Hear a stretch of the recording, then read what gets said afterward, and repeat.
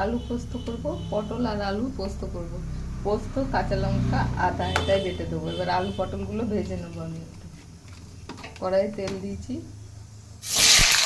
আলুগুলো পটলগুলো লবণ দিয়ে ভেজে তুলে রেখেছি।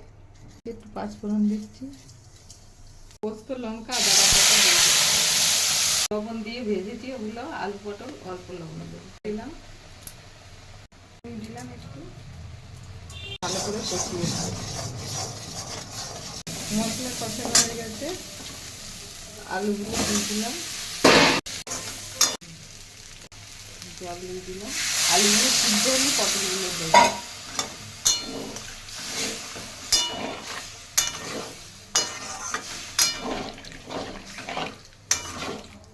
সিদ্ধ হয়ে গেছে, এবার পটলগুলো দিয়ে দিলাম।